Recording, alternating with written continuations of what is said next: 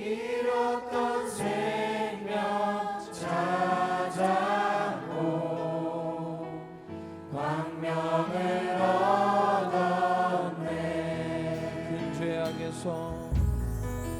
큰 죄악에서 건지신 주 내 고마워. 주 내 고마워. 나 처음 믿은 그 시간 귀하고 귀한 주 찬양. 주 찬양 내 마음 다해 주 찬양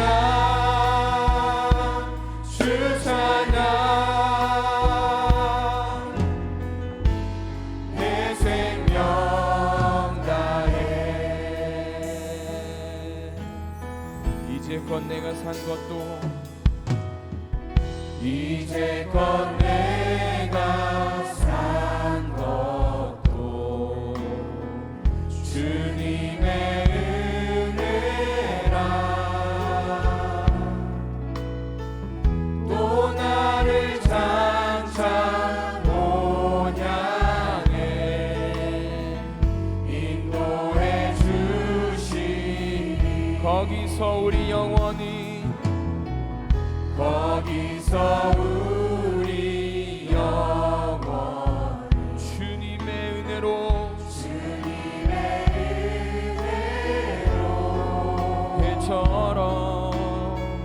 해처럼 밝게 살면서 주 찬양하리라. 주 찬양. 주 찬양 내 마음 다해 주 찬양 주 찬양 내 생명 다해 주 찬양 주 찬양 주 찬양 내 마음 다해 내 마음 다해 주 찬양 주 찬양 내 생명 다해. 할렐루야. 주님만을 찬양합니다. 우리 시간 그 자리에서 일어나서 함께 주님을 찬양하겠습니다. 그가 우리를 향해 걸으신다. 사랑스러운 백성들아 새 옷을 입고 기뻐하라. 그가 우리에게 평화를 주신다. 주의 사랑에 감격하여 모두 하나님을 사랑하자.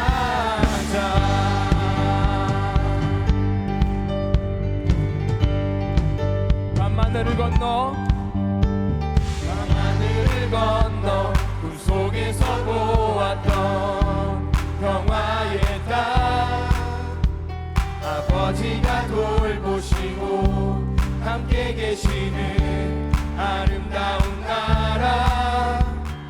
그곳에서 새싹처럼 돋아나 성전을 누리는 우리 나오는 그날을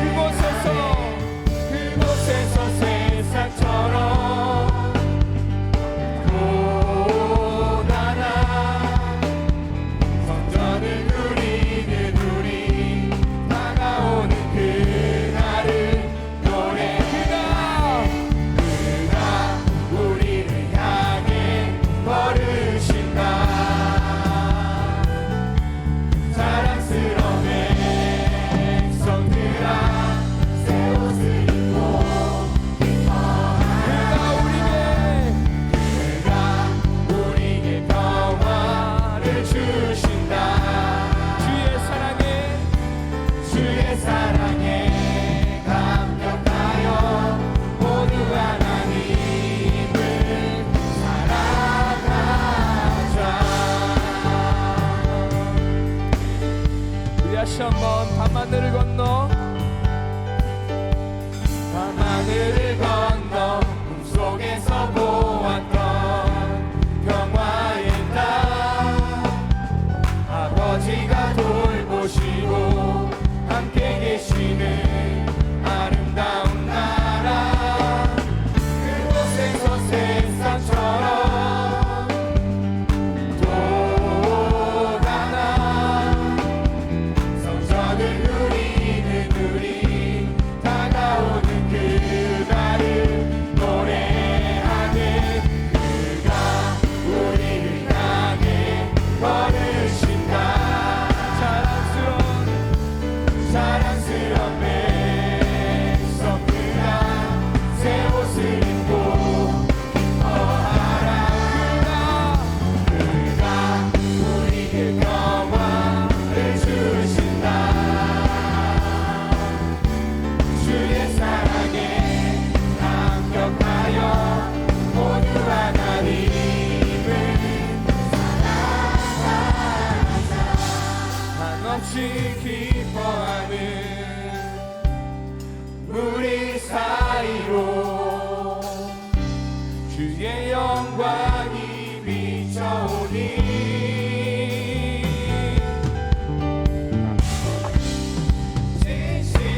진실한 주의 사랑과 그의 약속이 우리의 삶에 고도시네 그가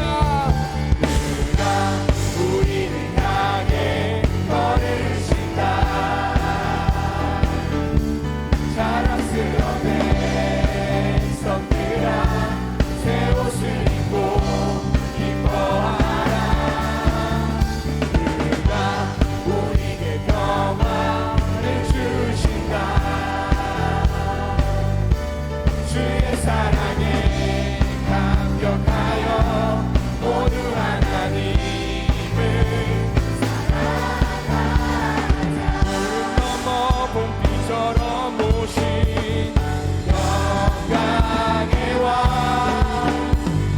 바르고 풍성한 당신의 나라를 이루시네 푸른 넘어 봄비처럼 오신 영광의 왕 바르고 풍성한 당신의 나라를 이루시네 그가 우리를 향해 걸으신다 자랑스러운 백성들아 모두 하나님을 사랑하자 할렐루야 주님께 감사와 영광을 돌려드립니다.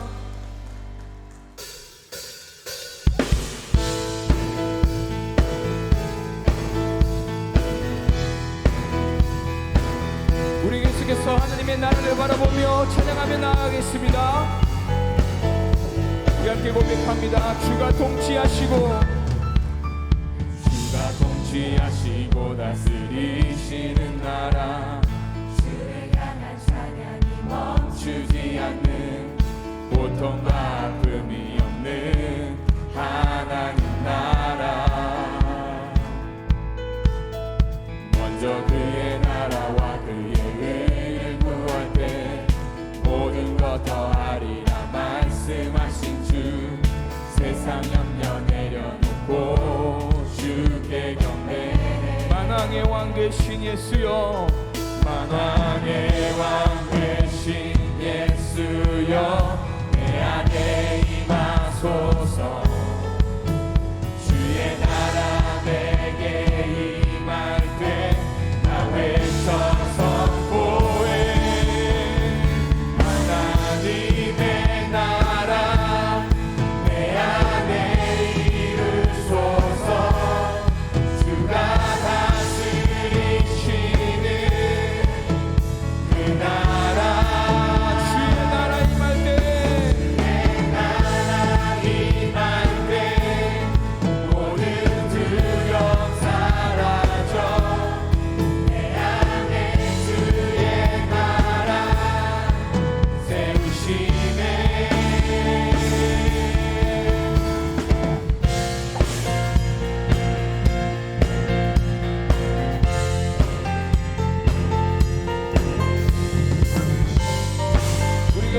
찬양합니다. 그가 통치하시고 다스리신 나라, 주가 통치하시고 다스리시는 나라, 주를 향한 찬양이 멈추지 않는, 고통과 아픔이 없는 하나님 나라. 먼저 그의 나라와 그의 의를 구할 때 모든 것 더하리라 말씀하신 주, 세상 염려 내려놓고 주께 경배해. 만왕의 왕 되신 예수여, 만왕의 왕 되신 예수여, 내 안에 임하소서. 주의 나라 내게 임할 때 나 외쳐 선포해. 만왕의 왕, 만왕의 왕 되신 예수여, 내 안에 임하소서. 주의 나라 내게 임할 때 나 외쳐 선포해. 하나님의 나라 내 안에 이루소서. 주가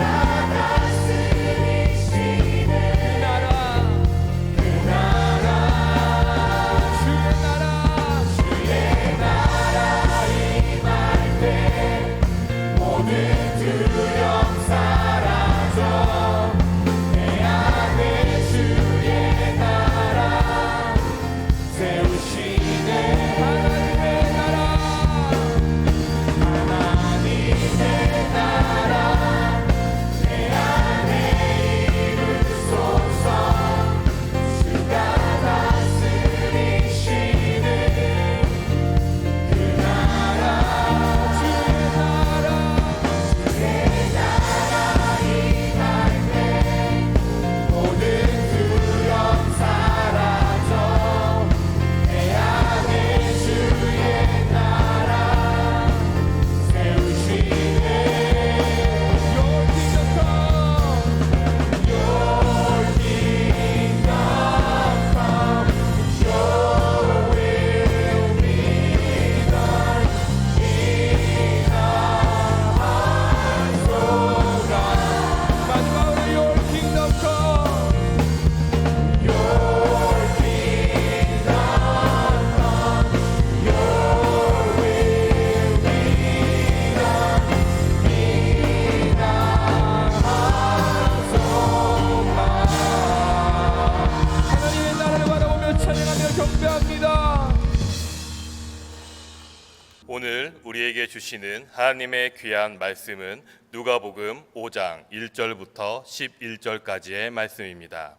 무리가 몰려와서 하나님의 말씀을 들을새 예수는 게네사렛 호숫가에 서서 호숫가에 배 두 척이 있는 것을 보시니 어부들은 배에서 나와서 그물을 씻는지라. 예수께서 한 배에 오르시니 그 배는 시몬의 배라. 육지에서 조금 떼기를 청하시고 앉으사 배에서 무리를 가르치시더니 말씀을 마치시고 시몬에게 이르시되 깊은 데로 가서 그물을 내려 고기를 잡으라. 시몬이 대답하여 이르되 선생님, 우리들이 밤이 새도록 수고하였으되 잡은 것이 없지만은 말씀에 의지하여 내가 그물을 내리리이다 하고, 그렇게 하니 고기를 잡은 것이 심히 많아 그물이 찢어지는지라. 이에 다른 배에 있는 동무들에게 손짓하여 와서 도와달라 하니 그들이 와서 두 배의 채움에 잠기게 되었더라.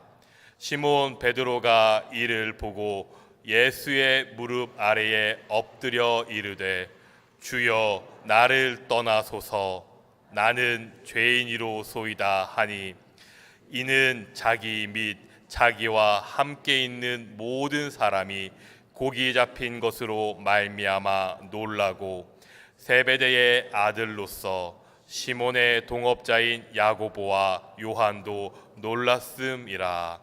예수께서 시몬에게 이르시되 무서워하지 말라.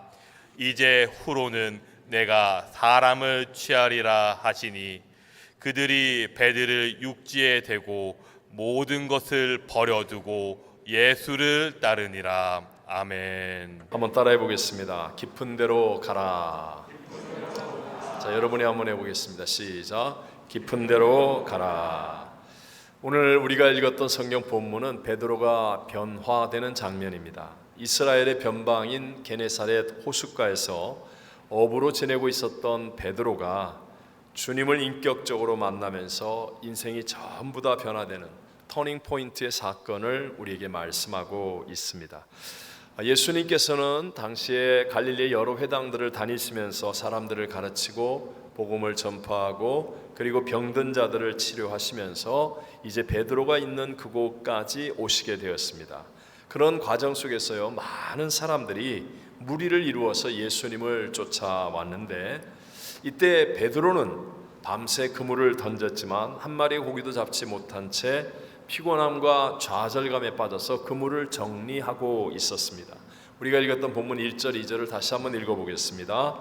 무리가 몰려와서 하나님의 말씀을 들을새 예수는 게네사렛 호숫가에 서서 호숫가에 배 두 척이 있는 것을 보시니 어부들은 배에서 나와서 그물을 씻는지라. 아멘.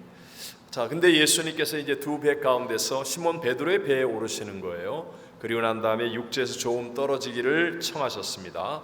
그 배에서 바닷가에 가득한 해변가에 있는 무리와 청중들을 향하여 가르치시고 그 가르침을 마치시면서 시몬 베드로를 향하여서 깊은 데로 가서 그물을 내려 고기를 잡으라 라고 말씀하십니다. 다 같이 4절과 5절 앞부분만 읽어봅니다.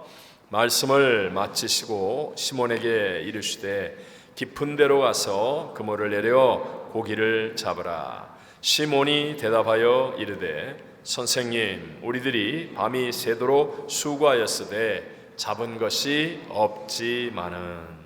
예수님이 그렇게 말씀하셨는데 문제가 있습니다. 그것은 바로 깊은 데로 가서 그물을 내려 고기를 잡으라는 주님의 말씀을 순종하기에는 너무나 어려운 상황이었다는 것이죠. 지금 베드로는 성경이 말하는 대로 밤이 새도록 수고한 상태였습니다. 그런데도 한 마리의 물고기를 잡지 못하였으니 얼마나 고단하고 또 마음이 상해 있었겠습니까? 그리고 이미 그물을 씻어서 정리하고 있는 상태입니다. 그런 상황에서 갑자기 누군가가 나타나서 깊은 곳에 가서 그물을 내리라는 그 말을 듣고 다시 그물을 내린다라는 일은 결코 쉬운 선택과 결단이 아닙니다. 더군다나 깊은 데로 가려고 하면 무슨 모터 보트도 아니고 노를 저어서만 가야 하는데 몸도 마음도 지쳐있는 베드로에게는 분명히 육신적인 한계를 뛰어넘어야만 하는 상황인 것입니다. 저도 요즘에 열심히 일하는 성도님들이나 공부하는 이제 우리 학생들을 보면서 예배 드리자고 특세나 기도원 성령 대망회까지 열심히 하자고 그렇게 말할 때면 사실 마음이 좀 많이 아픕니다. 때로는 정말 저 피곤한 분들 쉬게 해야 되는데 어떤 때는 그런 말을 하고 돌아서서 눈물이 핑 돌기도 합니다. 그래도 기도하면 해야만 된다라는 그 어떤 성령님의 불같은 마음이 달아오기 때문에 하기는 합니다.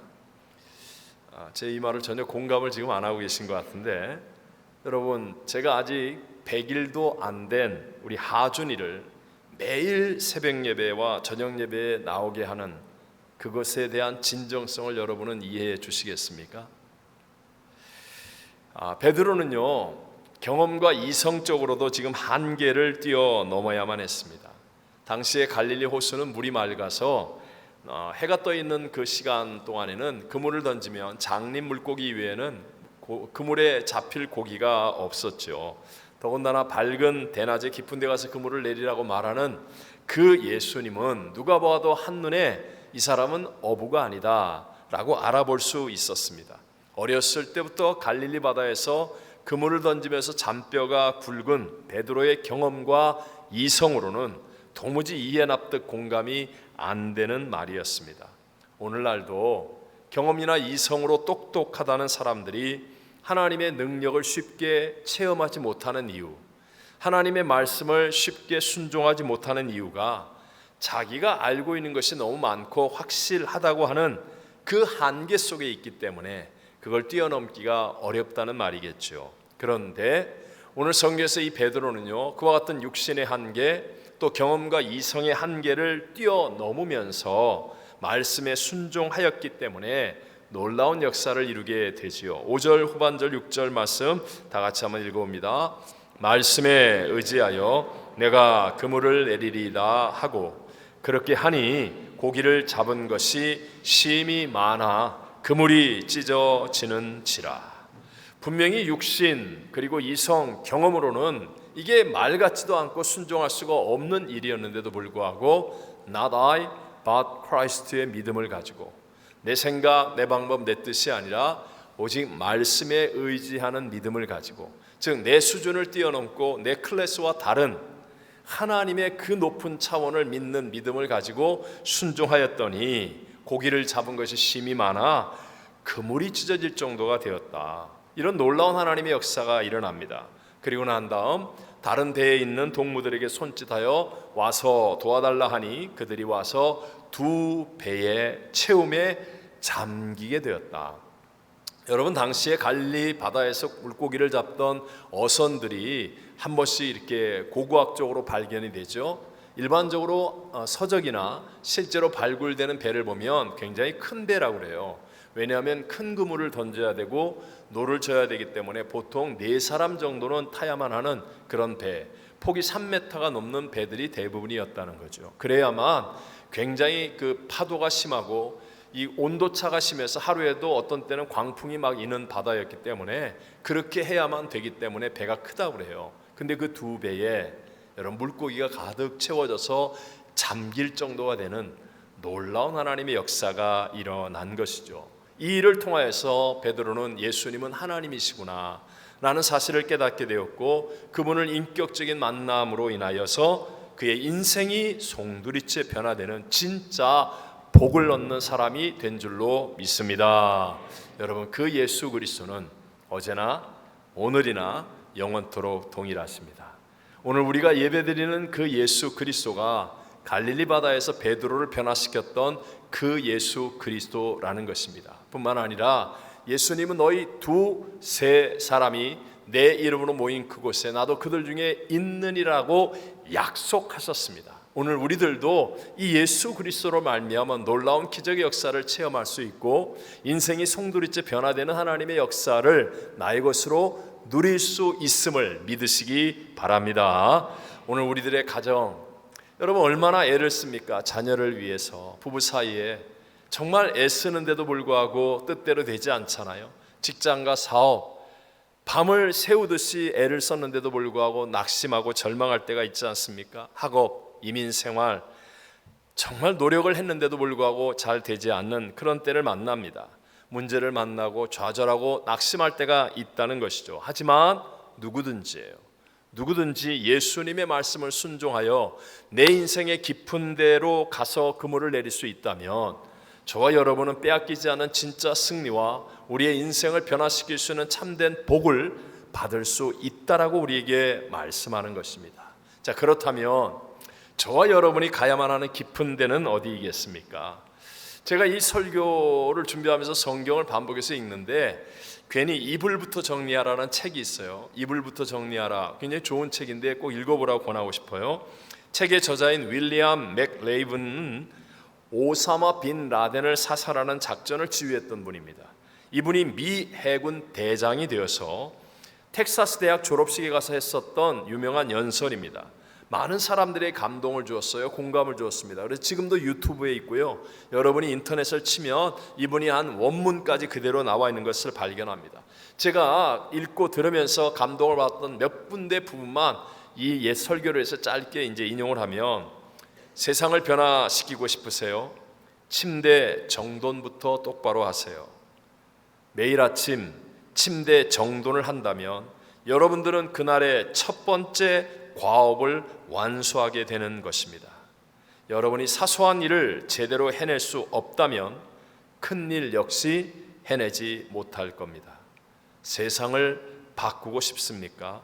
작은 일을 제대로 하면서 하루를 보내세요. 여러분 공감이 되십니까?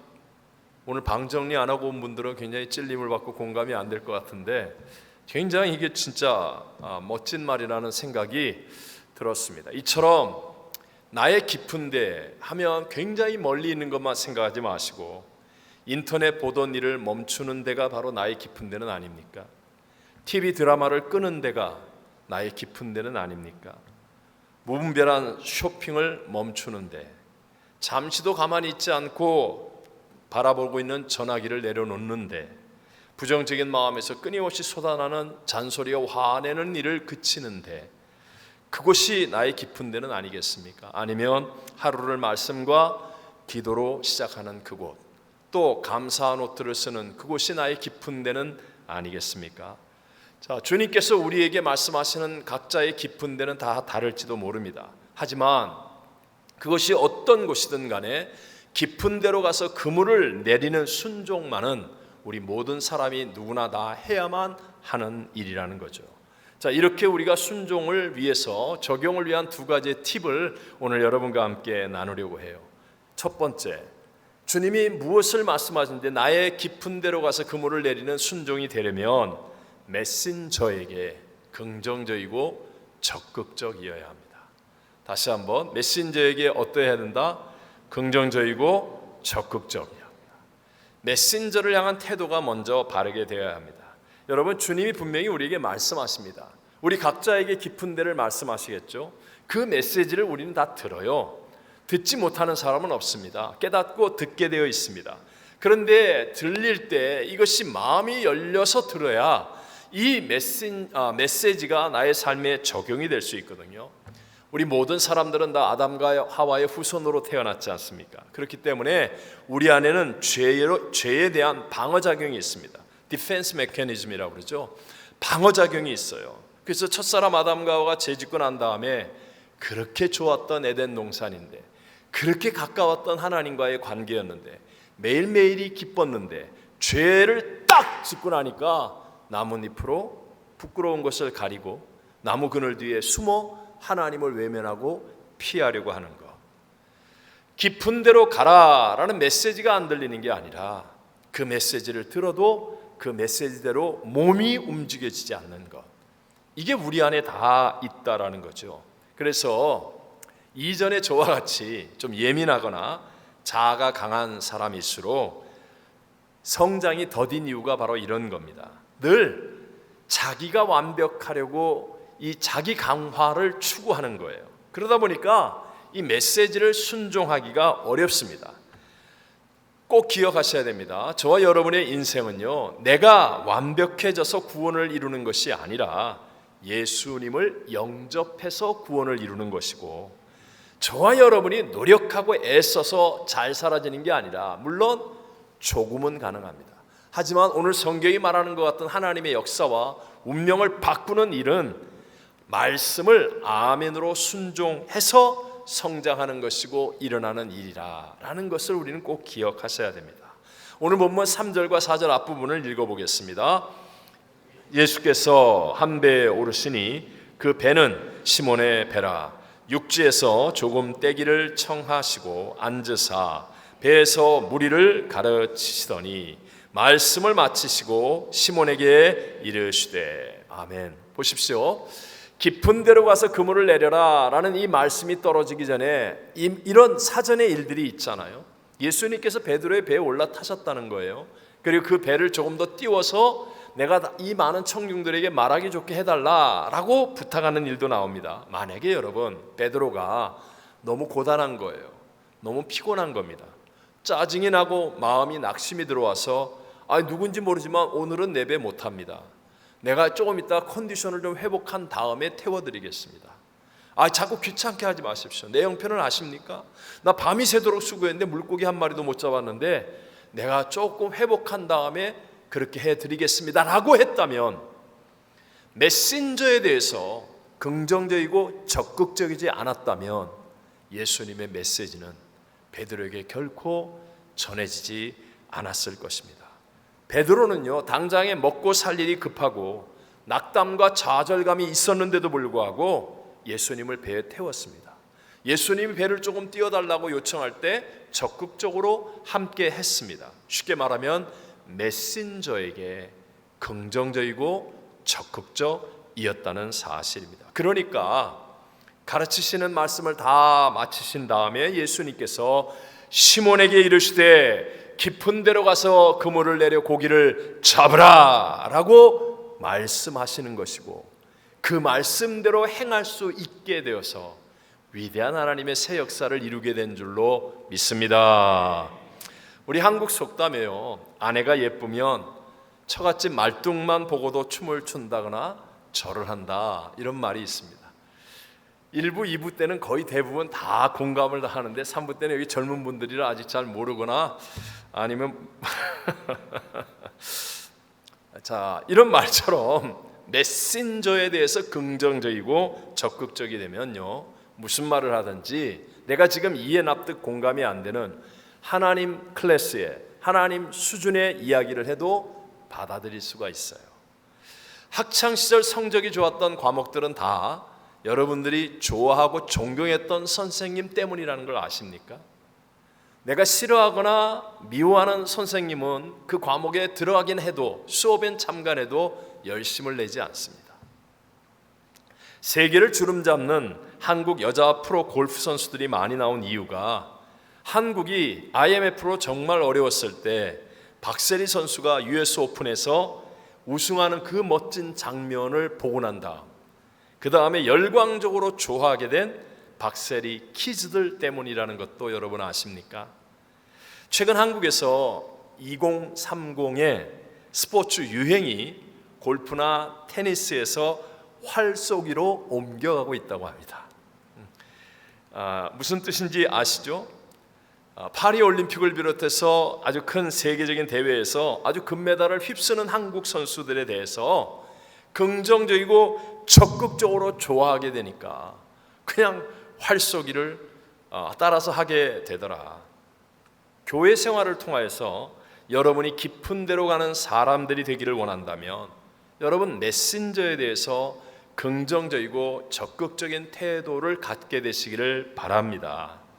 혹시 이 설교를 들으면서 지가 메신저니까 뭐 저런 소리 한다, 만약에 이런 싸구려의 태도로 듣는다면 그건 저의 진정성을 너무나 무시하는 거예요.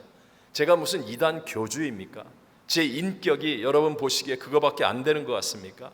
제가 여러분한테 대접받고 뭘 얻어먹기 위해서 제가 지금 이 얘기 하겠습니까? 아니에요. 제가 평생을 목회하면서 요 단계를 뛰어넘지 못하는 사람이 있고 뛰어넘는 사람이 있어요.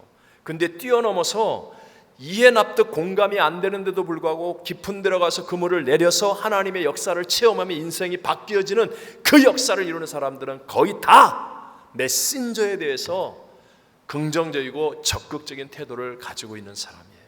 그래서 제가 정말 진정성을 가지고 안타깝고 답답한 심령으로, 이 말은 메신저를 위해서 하는 말이 아니라 메시지를 듣는 여러분을 위해서 하시는 말이에요. 여러분이 이 메시지가 나에게 잘 다가와서, 그래서 이 메시지를 순종함으로 베드로와 같은 삶의 변화를 이루어야 됩니다. 마찬가지로 구역장, 지역장, 교구장, 기관장을 존경하고 좋아하는 성도들은 언제나 깊은 데로 갑니다. 꼭 보면 맞는 말 하는 것 같지만 뒤에 처지고 깊은 데로 못 가는 사람들은 항상 이 윗권세에 대해서 불평과 불만을 나타내기 때문에 그런 것이죠. 자, 오늘 본문 8절을 다 같이 한번 읽어보겠습니다. 시몬 베드로가 이를 보고 예수의 무릎 아래에 엎드려 이르되 주여 나를 떠나소서 나는 죄인이로소이다 하니. 아멘. 여기서 보십시오. 놀라운 역사를 체험하고 난 다음에 베드로가 어떻게 합니까? 주님께 무릎을 꿇고 주여 나를 떠나소서 나는 죄인이로소이다. 자기의 마음의 문을 활짝 엮고 깊이 있는 것, 말하기 힘든 것, 그 어려운 부분을까지도 고백하지 않습니까? 그러니까 이 고백 때문에 위대한 하나님의 응답과 역사가 일어난 것이죠. 10절 말씀을 읽어보겠습니다. 세베대의 아들로서 시몬의 동업자인 야고보와 요한도 놀랐음이라. 예수께서 시몬에게 이르시되 무서워하지 말라. 이제후로는 내가 사람을 취하리라 하시니. 아멘. 자, 이 놀라운 엄청난 역사의 사건, 2배의 가득 물고기가 채워지는 이 역사의 사건의 자리에 야고보와 요한도 있었어요. 그리고 다 같이 놀랐다고 말합니다. 그런데 주님은 시몬 베드로에게만 말씀하십니다. 그에게만 역사가 일어나는 이유, 그것은 바로 베드로의 고백이 있었기 때문이거든요. 이 고백이 어떻게 이루어질까요? 메신저에 대해서 긍정적이고 열려있는 적극적인 태도가 있기 때문에 바로 여기에서 역사가 갈라지는 거예요. 물고기의 만선보다도 더 중요한 것은 믿음의 고백, 입술의 고백이라는 거죠. 여러분은 정말 메신저와 마음의 문을 활짝 열고 여러분 안에 있는 깊은 것을 고백하거나 대화를 나눠본 적이 있습니까?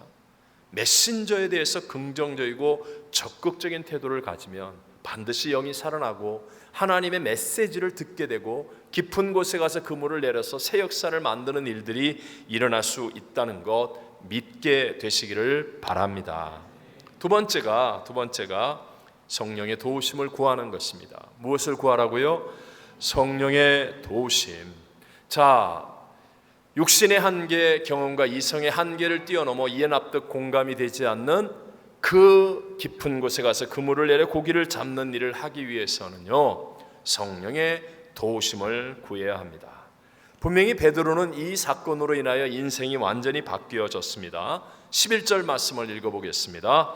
그들이 배들을 육지에 대고 모든 것을 버려두고 예수를 따르니라.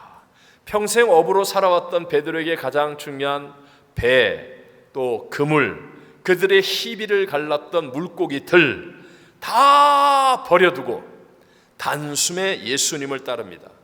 여러분, 모든 것을 다 포기하고 예수님을 따르는 일은 결코 쉽고 간단한 일은 아니죠.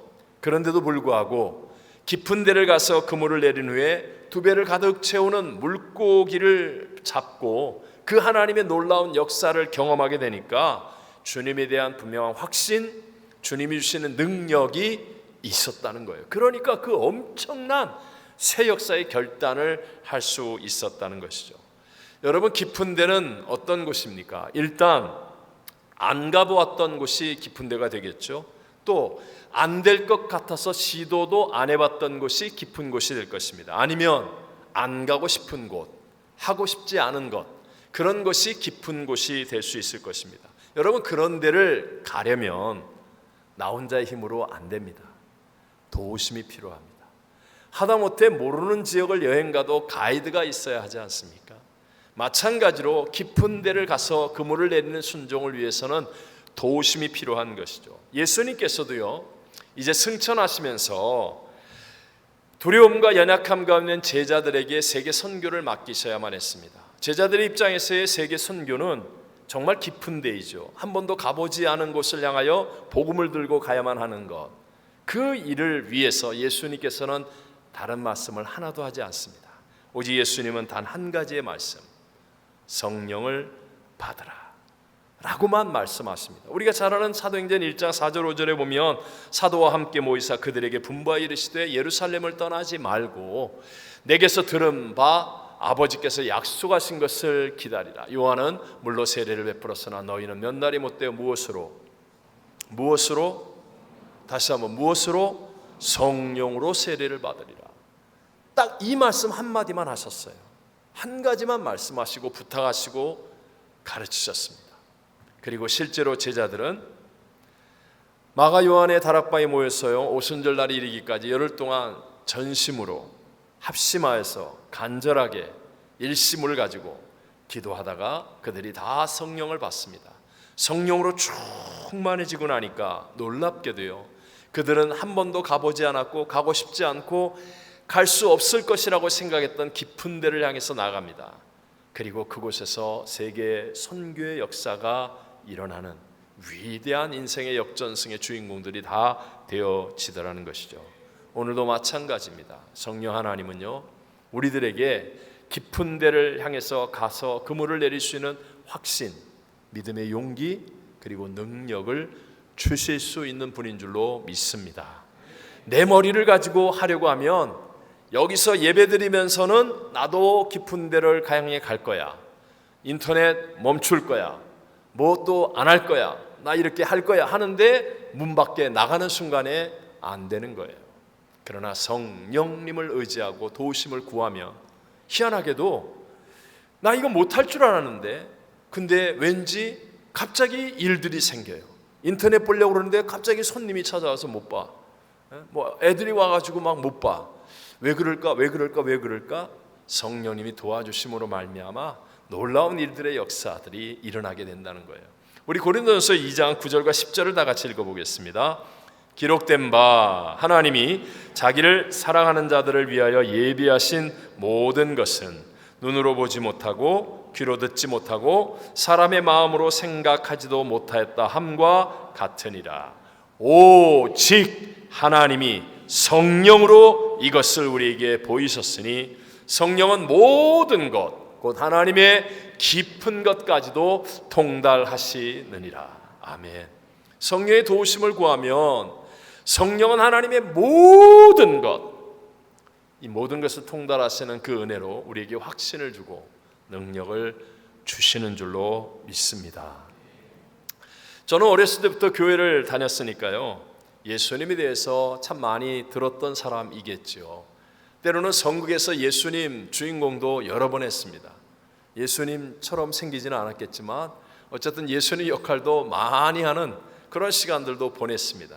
그런데도 불구하고 저는 예수님을 제대로 알지 못했습니다. 머리로는 알았는데 제 일생에 있어서 제가 가장 많이 울었을 때가 성령을 받았을 때예요. 저희 아버님이 입관을 드릴 때도 참 많이 울었어요. 제가 제 아내가 메릴랜드에서 인생 처음으로 제 앞에서 간증을 하는 것을 들으면서도 참 많이 울었어요. 그런 것과는 비교되지 않도록 정말 성령을 받았을 때, 성령으로 충만할 때 정말로 많이 주책 없이 울었습니다. 그때가 사춘기 때라고도 말할 수 있는데 사람들 앞에 체면을 차리고 싶고 폼 잡고 싶고 괜히 반항적인 마음도 갖고 싶고 나를 강화시키고 싶었던 그런 때인데도 불구하고 정말 많이 울었고 오래 울었습니다. 주책스럽게 눈물 콧물로 울었습니다. 왜입니까? 여러분, 성령을 받았는데요, 예수님이 정말로 나의 죄를 대신하여 십자가에서 죽으심이 믿어지는 거예요. 저 이제까지 알았습니다. 가르쳤습니다. 예수님 선극 주인공도 여러 번 했습니다. 그런 것과는 비교가 되지 않도록 내 안에서부터 믿어지는 거예요. 그러니까 눈물이 터져 나옵니다. 하나님이신 예수님이 사람들에게 침뱉음을 당하고 조롱과 멸시를 당하고 온몸에 채찍을 맞고 침뱉음을 당하고 가시면류관 쓰심이 양손과 양발에 대못 박히실 때 그 아픔이 여기서부터 느껴지는 거예요. 옛날에는 그림책에서만 보였던 예수님 같았는데 정말로요, 그것이 하나하나 느껴지는 거예요. 견딜 수가 없어서 대성통곡을 하고 울었습니다. 배신자를 용서하고 죄인들까지도 사랑하시는 예수님의 마음이 내 안에서부터 깨달아지는데 어떻게 합니까? 이게 믿어지는데요. 그러니까 눈물 콧물을 흘리며 울 수밖에 없더라는 거예요. 제가 노력해서요, 책을 읽었어요? 아닙니다. 성령님이 역사하시니까 정말로 믿어지고 깨달아지고 느껴지고 예수 그리스도가 나의 구세주임이 확신이 되어지더라는 것입니다. 오늘날 교회도 많고 그리스도인들도 많은데 주를 따르는 기쁨과 감격이 줄어들고 있는 이유가 바로 여기에 있습니다. 얼마나 오래된 그리스도인, 잘난 그리스도인, 직함과 명분을 자랑하는 그리스도인들이 많습니까? 그런데도 감격이 없습니다. 눈물과 능력이 사라지고 있습니다. 왜요? 세상에 대해서는 똑똑한데 성령님과의 관계는 여전히 얕은 곳에 머물러 있습니다. 기도할 시간에 인터넷을 합니다.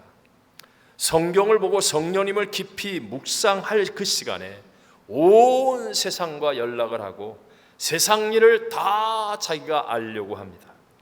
육체를 위해서는 어쩜 그렇게 철저하게 시간을 잘 맞추고 노력을 많이 하는지요. 세상 일을 위해서는 과감하게 투자도 하고 연구도 합니다. 그런데 진짜 크고 중요한 이 성령님과의 관계, 성령으로 충만한 일에는 너무너무 빈약하고 위태롭기까지 합니다. 여러분, 이 세상에 하나님보다 큰 것이 있습니까? 없습니까? 없습니다, 여러분. 왜냐하면 하나님 그분이 창조주요 가장 큰 분이시기 때문이죠. 우리는 내일 어떤 일이 일어날지 모르는 말세에 삽니다. 어떤 난리가, 이 캘리포니아에 빅1이 올 수도 있고, 전쟁, 코로나와 같은 전염병으로 인한 팬데믹이 앞으로는요 더 큰 두려움으로 더 크게 우리 모두에게도 다가올 수 있습니다. 하지만 하나님은 그 어떤 것보다 크신 분이에요.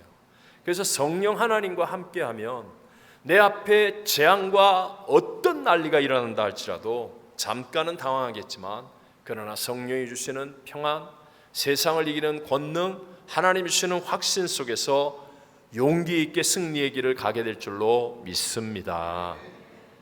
내가 갖고 있는 지식으로 못 이깁니다. 내가 갖고 있는 힘으로 못 이깁니다. 뿐만 아니라 저와 여러분은 유한합니다. 성경이 말하는 것처럼 인생이 70이요 강건하면 80입니다. 사람들이 100세 시대를 자랑하지만 여러분, 그게 얼마나 큰 차이가 있습니까? 그러나 우리 하나님은 영원하신 분입니다. 아멘이십니까? 그렇습니다. 그래서 나는 유한하기 때문에 늘 내일에 대한 불안과 두려움이 있지만 영원하신 하나님, 성령 하나님이 함께 하시며 놀랍게도요 내일에 대한 두려움이 없습니다. 다음 세계 천국에 대한 확신이 믿어집니다. 그래서 우리가 흔들림이 없는 삶을 살아갈 수 있게 되죠. 성령 하나님으로 충만하면 돈을 많이 가진 재벌도 두려워하는 일, 지식을 많이 가진 사람도 어려워하는 일, 세상의 모든 권세와 능력을 가진 사람도 할 수 없는 그 일에 놀랍게도요 내게 없었던 하나님이 주시는 평강이 넘쳐납니다. 내게는 없었던 하나님이 주시는 지혜와 비전이 내 안에 넘쳐납니다. 성령으로 충만하면 내게 없었던 것입니다. 나는 그렇게 강한 사람이 아니에요. 나는 그렇게 너그러운 사람이 아니에요. 나는 그렇게 훌륭한 사람이 아니에요. 그런데 성령 하나님과 함께하면 놀랍게도요 내게 없었던 하나님의 것들이 내 안에 넘쳐 흐르기 시작합니다. 그래서 이기는 자가 되어지고 바른 길을 갈 수 있게 되고 나와 내 친구의 배까지 다 넘치게 채우며 살리는 복 있는 사람이 되어질 줄로 믿습니다. 여러분 아시는 분은 이제 다 아시지만 목회 칼럼에 썼습니다. 지난 주간에 제 큰 형님께서 소천을 받으셨습니다. 사실 제 큰 형님은 목회 칼럼에 써 있는 대로 오랜 시간 병원에서 지내셨습니다. 그래서 제가 한국에 가면 이제 병원에 찾아가 뵙고 이렇게 하는 관계였는데, 뭐 짧은 시간 안에 한국에 가는 선교대회 때 3, 4일, 5일 이렇게 한국을 갔다 오는 스케줄이 거의 대부분이었기 때문에 몇 년 동안을 가서 뵙지를 못하다가 올해 한 주일을 있게 되어서 제 아내와 떠나기 전에, 가기 전서부터 여보 이번에 가면 우리 큰형님 꼭 찾아뵙자. 그래서 제 아내와 그렇게 하자고 막 이렇게 얘기도 하고 그랬어요. 근데 막상 한국에 가서 일을 하니까 뭐 찾아오는 분을 만나고 눈앞에 있는 일들을 하다 보니 도무지 시간을 하루 내기가 어려웠어요. 그래서 결국은 못 가고 못 뵙고 돌아오는 길에 제 아내와 함께 다음에는 내년에는 우리 첫 번째로 가자, 먼저 만나자 했는데 형님이 먼저 하늘나라에 부르심을 받았습니다. 그러니까 너무 마음이 죄송한 거예요. 안타까운 거예요. 실버드림 대학 개강 예배를 다 드리고 돌아와서 한국과 연락을 하는 과정 가운데 너무 마음이 아쉬워서 안타까움이 올라와서 제가 사실은 좀 울었습니다. 근데 저희 막내딸이 동부에 출장을 가 있는데 그 소식을 듣고는 제게 전화를 했어요. 제게 전화를 했는데 제가 울고 있을 때였기 때문에 제가 목소리를 암만 가다듬어도 조금 표시가 났던 것 같아요. 그러니까 막내딸이 저한테 큰 소리로 얘기합니다. 아빠, 힘내세요. 그러면서 하는 말이, 큰아빠는 아픔도 없고 슬픔도 없고 고통도 없는 하늘나라에 계시잖아요. 근데요, 그거 제가 알아요, 몰라요? 제가 이번 주간만도 저 장례식이 몇 번이었어요. 우리 100세 되신 홍상국 원사님 장례식에서 그 부활의 믿음을 내가 증거하며 나도 위로를 받았어요. 너무 잘하는 얘기예요. 근데 그 말이 쾅 하고 성령의 빛처럼 제게 다가오는 거예요. 성령이 빛으로 탁 저를 비추시니까 제 안에는 어두움이 정말 한순간에 사라지고, 맞다, 이 땅에 있으면 병원에 계시는데 아무리 병원에서 편하고 자유하다 해도 힘들고 어려웠을 텐데 정말 고통도 없고 아픔도 없고 슬픔도 없는 주님 품에 계시다. 이게 성령께서 탁 마음에 비추어 주시니까요, 제가 억제하지 못하고 감당하지 못하는 모든 슬픔이, 아쉬움이, 두려움이 다 사라지는 거예요. 그리고 감사가 넘쳐나게 되더라는 것입니다. 여러분, 우리가 세상이라고 하는 이 얕은 곳에서는요, 저와 여러분이 아무리 수고하고 애써도, 밤을 새우며 노력해도 우리의 한계를 벗어나지 못합니다. 가정에서, 부모 자식 사이에, 부부 사이에, 직장과 사업에서, 또 육체의 연약함, 또 모든 관계에서 오는 고통들 못 이깁니다. 하지만 십자가에서 죄와 가난, 저주와 질병과 사망까지 다 이기신 예수 그리스도의 깊은 곳으로 가면 그곳에서는요, 우리가 영생을 누릴 수 있고 하나님이 예비한 승리와 복을 얻게 될 줄로 믿습니다. 우리는 깊은 곳으로 가야 돼요. 그러기 위해서는 말씀을 순종하여서 우리에게 들려지는 이 메시지가 순종이 되어져서 깊은 데로 가서 그물을 내려야 되는데, 그러기 위해 여러분, 메신저에게 긍정적이고 적극적인 태도를 훈련하십시오. 무엇보다도 어떤 장소, 어떤 시간, 어떤 공간 속에서 나와 함께 하시는 성령 하나님의 도우심을 구할 줄 아는 믿음이 되시기를 바랍니다. 급할 때는 꽝 하면요, 안 돼요, 안 돼. 나도 이제 아니까 내가 급한 일이 생기면 성령 하나님께 도우심을 구하리라. 여러분, 혹시 교통사고 한번 나보셨습니까? 교통사고 땅 하고 작은 일이 일어나도요, 눈앞이 하얘지고 뭘 해야 될지를 모르고 당황하는 거 아닙니까? 근데 진짜 내게 중요한 문제, 큰 일이 생겨나면 안 돼요. 지금 해야 됩니다. 평소에 해야 됩니다. 지금 성령님의 도우심을 구하여 기도하는 이 믿음을 잘 훈련하셔서, 그래서 하나님의 도우심을 받아서 내게 없었던 하늘의 능력과 평강과 은혜를 가지고 우리 철저하고 치열하게 끝까지 승리하는 저와 여러분이 되시기를 주의 이름으로 축원합니다.